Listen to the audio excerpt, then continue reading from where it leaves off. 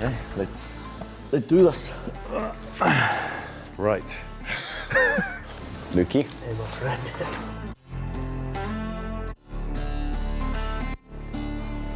First question, tell us about the best tour you've been and why it was the best. I think the best tour I've been on was my first Scotland tour. We went to Canada, America and Argentina. So it was like 3 good locations. It's like 21, so you're young, just with all your friends. It was a bit long, but Canada was certainly fun. You played South Africa yet? I think we went on safari, but also, you know, Table Mountain in Cape Town. I think everyone does it. You pretty much have to tick it off. You don't go on tour unless you go up there. Going somewhere like Cape Town, it's got all the food that we don't have in France. So all the foods that you miss from back home in Australia or New Zealand. New Zealand was very cool to visit, experience, but I would also say that going to America and Canada was also really cool. Obviously a lot of history with the countries, so that was pretty special. You know what, actually being back here is pretty cool. I did a 3-week Barbarians tour after the 2019 World Cup. I'd played 4 years in Wales with the Ospreys, came back here and Gatlin coached us. We got to name Gatlin's Gate on the way in, which we walked through today. It's pretty cool. We lost the game, but as everyone knows, the scores are not the most important part of a Barbarians tour, so I'd say that was probably one of the highlights. One key item you couldn't go on tour without. I'd have to say the hairdryer. Just because you got to be looking fresh. I'd say the hairdryer is key to have. Make it funny, like, don't lie. No, I'm being genuine. My roommates would probably say the same thing. I was Tommy Allen. Yeah, but I can imagine he only wants a hairdryer. I'd have to say a book. Surely you want to take a book, but there's so much free time. Nah. It's good to try and keep your routines the same, but if hairdrying is your routine, any fiction book, really. Murder mysteries, the girly chick flick ones. Colin Hoover, she's pretty decent if you've not tried. Most recommendations, I quite like getting recommendations from people because I feel like someone takes a value out of that book, so it's nice to go. I'm more of a go to dinner, then stick a rom-com on. Oh, what's your favourite rom-com then? Notting Hill. So cliche. Sorry, can we stop this one now? He hasn't watched any other rom-com. No, genuinely, I love it. Hugh Grant, mate, number one. Decent. Have you seen that most recent series on Netflix, the new rom-com? Which one is it? Nobody Wants This? Oh, I don't think I have. Well, I'll watch it on the flight back now. The classic is your phone and stuff like that, but it depends where you're going. For me, sun cream, because I'm very pale. If we're going somewhere hot. More recently, I'm getting into reading. You're reading? Reading. I know. I've been trying not to do so much scrolling on my phone, so I say my Kindle nowadays. I only just started reading like the other week. I'm trying to create a new hobby. Yeah. Oh wow. It's, I don't want to say it's cringe. Nah, it's not that cringy. Brutal. It's brutal. Oh. There was a map at the start of it, that was it. You know, it's about emperor shit. I could be like, really, I'd be like, yeah, no, it's about mindset, you know, really trying to get yourself in the right mindset. But it's not. It's about Romans. I don't know.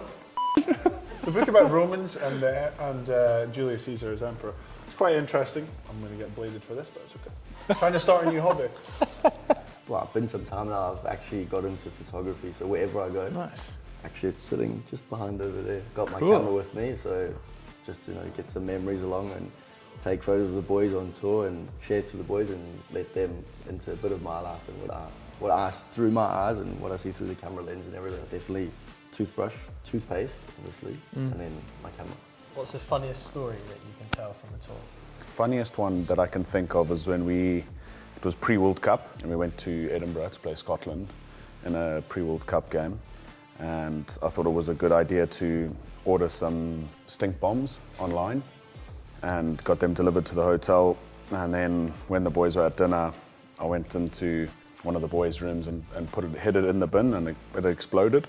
basically they came back from dinner, and you can imagine the smell that was in the room, and they actually thought that maybe something was wrong with the bathroom, or plumber was called, and then they just realised it was Seb being an idiot. The joker. Oh, one thing that went wrong when the boys were in South Africa, the PR Schoeman had organised a shark dive. So you go off the coast, and you go in a boat and you go see the sharks. So they had to leave at like 4 in the morning, and the boys had a couple of beers the night before. We just beat the sharks.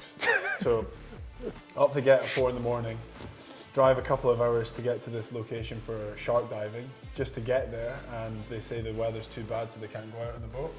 So they've just driven 2 hours to see nothing, but then Scoomy said, "Oh boys, you don't understand my accent. I didn't say shark dive, I said shark drive." So just drove for 2 hours, hungover for nothing. So that's an activity that went wrong.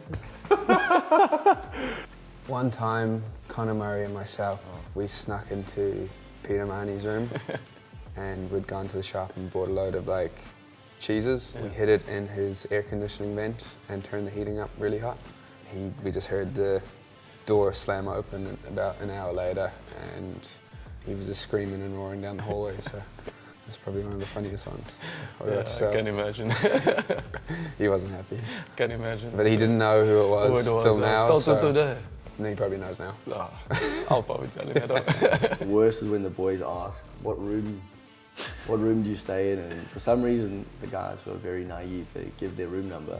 And the guys will go put honey on the door handle, or throw, like get into the room, scare the boys, throw a whole lot of flour on the boys, so walk in with water, and now their room's a mess and everything. So those are the stories we can tell. So I'd stick to that. Giving the room number is dangerous, and I did that on one of my first Canada tours, and came to the end of the trip, and we had a hefty bill on that room. I had absolutely no money. I was a broke university student, so don't give your room number. Dangerous. Alfie Barbary, he's let himself into my room before, and he's filled a cup of water up and like left the door open slightly ajar, put the cup of water there, so when I walked back into my room, it's landed on me, which I was very thankful for. Donny left his passport at home, and I think he's had to pay for Uber to go to his house. His wife's given the Uber driver the passport, and the Uber driver's just driven the passport up to the airport so that we can catch the flight home. Yeah, we're good. Has there ever been any standout moments that you would want to relive? Got my first cap against the All Blacks in Chicago, and I turned 21 on the Thursday before, so that was pretty cool. Against Toulouse in the Champions Cup. It was for the Sharks, and it was such a big game.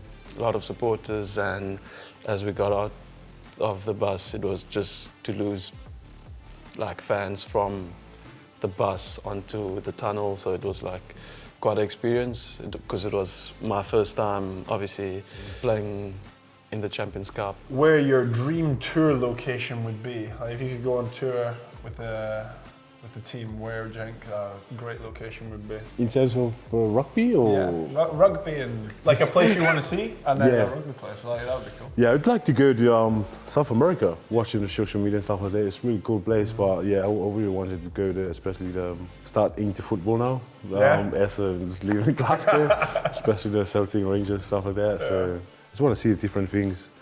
Different cultures. Yeah, different cultures, yeah. Different things. Maybe somewhere like, I haven't been before, Fiji.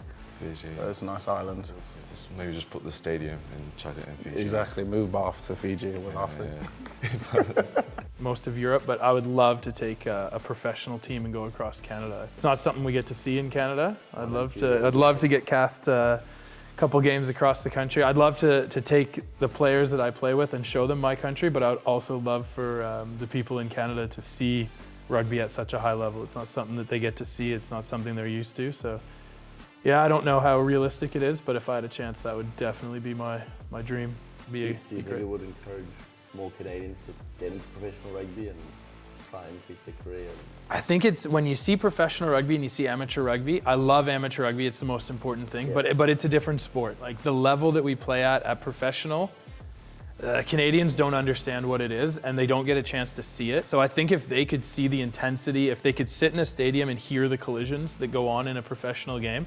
We love contact. Like we love American football. We love ice hockey. It's our national sport. Lacrosse. I think if they could see things like that, it would inspire a lot of people to get involved. Inspire the new generation. Yeah, I'm doing my best here. I'm pumping it up. Let's get rugby, professional rugby to Canada. My dream tour, I'm pretty lucky. I've done NZ, Australia, South Africa, played twice in Chicago in America. So I think maybe doing a few more places in the States. And then I've never done Argentina either. I'd say Buenos Aires is supposed to be really cool. So I'd think those two would be mine. What about yourself? We'd had a tour down to New Zealand when we were in school. As a professional, I probably would want to play a tour there. I love the culture and the people there that we had there. Which teammate, either past or present, was the best to tour with and why? Sione, Tupelotti. Yeah, we nons. Yeah, we nons, not big nons. Yeah, we nons. He's crack up on too. Yeah. Him and Dewey, when they're together, are very funny to witness. So I say the pair though is Nons and Dewey. Yeah. Small Nons and Dewey. Is there any teammates that you've ever been on tour with who have got like really bad habits or like snore really loudly? Avoid the props on tour for sure. Although I did room with Pierre Schumann and it was a lot of fun, but he snored so much. Yeah, like, I've heard from the so boys as well. It's brutal. It's like lying there, can't sleep. Snoring is probably the worst habit that you could have on tour, just because you're sharing a room with each other the entire time. And if you don't get good sleep, then you get angry. So. Will Skelton. Yeah. He's definitely someone you want to have on your team, not play against. He's always got good banter, often on the field. Does he snore? No, he doesn't actually. He looks like a snorer. Yeah, he does. How does Cardiff compare as a city to other places you've been on tour, including the Principality itself? I'd say the Principality's up there with one of the most iconic in world rugby, so been lucky enough to play here a few times, and I would say definitely one of the best places I've played, for sure. Maybe first or second. Awesome atmosphere, especially when the roof's closed. There's probably no better arena to play rugby. And then at Cardiff as a city, I would say the nightlife's pretty good, so that's always, if you get a good win, you can go out afterwards and enjoy, and it's always a good laugh. Did you go out after the big historic win? After we played Wales recently, we had a big night out. Where'd you go? I can't remember. Let's leave it at that. Next cut. No comment. I've actually never played at the Principality. I've been lucky enough to go in as a spectator and a fan, as you say, like the build-up of the city. Awesome, it all closes down. You can't drive anywhere. Everyone's hundreds of thousands of people walking everywhere. It's like all the bars are full, the streets are ram-packed, and it's just an unbelievable occasion to go and watch. You do feel like you're sat in the stands, like looking down on the players. Like it seems so close. Yeah, it's a pretty special. It is. City, isn't It is. Yeah. Cardiff is a very cool place. I think the stadium is awesome to play in. Played a few times in here with Scotland. When it's packed out and they shut the roof, it's a great atmosphere. Cardiff itself, I say, after games, it's a lot of fun. You know, you stay around, have a couple of beers. It's a lively nightlife, I'd say. But it's a good city. I like it.